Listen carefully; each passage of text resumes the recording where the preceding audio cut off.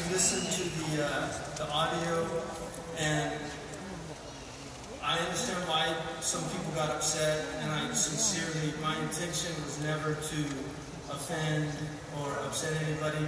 I actually went to, my mind sometimes gets ahead of me, especially when I'm tired, and there was no transition to where I was trying to get to.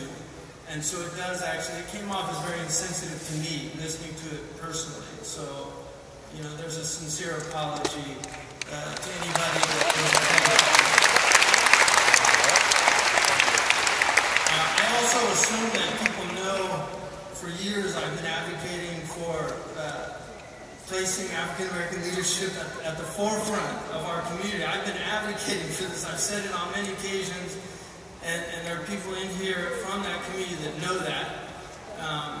When I was actually asked to go to the White House, which was another tribulation, one of the few people that defended me at the time was sitting right here, Imam Siraj.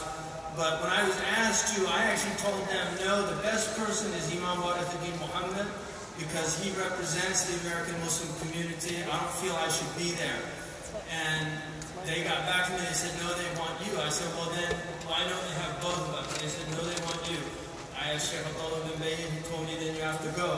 But that was I didn't want to go. You know, and I tested that hadith. Whoever enters into rulers gets tribulation. So I know the truth of that hadith. The talk that I'd like to do is called The Crises of Misconceptions. And what I'd like to talk about is look a little bit at what's called systems thinking analysis. It's a way of looking at problems. It's used in certain places, especially within corporations who tend to address problems in a more sophisticated way than a lot of us do. And then look at some of the root causes of our unrest. Quranic worldview about oppression and conceptualizations in need of correction, and then some proposed solutions. One of the things about our tradition is it was a tradition profoundly committed to reason. We were not Mu'tazilite, which put reason over revelation, but we were, the Ahl Sunnah wal Jama'ah and the Shia tradition were both traditions that believed that revelation needed to be filtered by reason. That you needed to understand revelation through reason, and this is why reason was so important in our tradition. And one of the most important things about reason, and Imam al-Ghazali was one of the people that introduced this type of thinking into our tradition, is that before you can judge anything, you have to understand it. It's called tasawwur. You have to conceptualize it. And this is why our logicians say, al-hukmu ala shay'in far'un an tasawwurihi, that before you can judge a thing, you must understand it. And judgment follows understanding of the concepts. And from judgment, you can then begin to reason. And from reason, you get conclusions.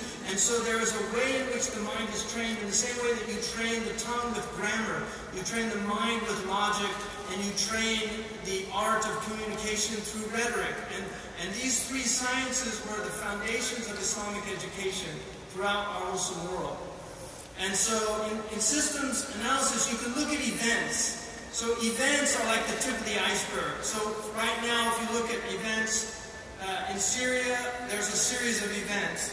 In Yemen, in Libya, in Palestine, in many places in the Muslim world, we have these events. But underlying the events, you can see patterns. Patterns are events that have occurred in the past that enable you to understand something about the present. And so history was considered one of the most important sciences in the Islamic religion, and so few Muslims study history. It's a tragedy, because history enables you to look at the future through the lens of the past.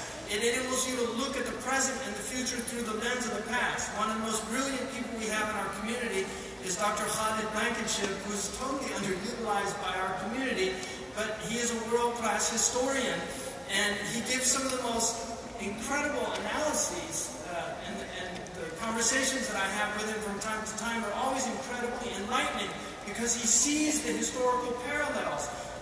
When Trump was elected, he explained it to me based on Roman history. and what had happened during the time of Caesar, and how what happens when somebody from the patrician class riles up the plebeian class and to gain ascendancy. And so this is the benefit of knowing patterns, so you can anticipate what's to come when you see patterns. And then you have, under those patterns, you have underlying structures. And those structures enable you, when you see them, you can adapt to them if you understand them, so that you can avoid the patterns that are coming out of those underlying structures. But at the basis is the mental model. It is the tasawwurat. And this is why Aqidah, which is our understanding, is the foundation of our religion. You have to understand. And if you understand, then the underlying structures are going to emerge out of your understanding, and then that will produce the patterns, and the events will be much better. So if you look at revolutions in terrorism, revolutions in history, there are many patterns in history. We had a revolution not that long ago in Egypt with Jamal Abdel Nasser. Most people forgot that revolution.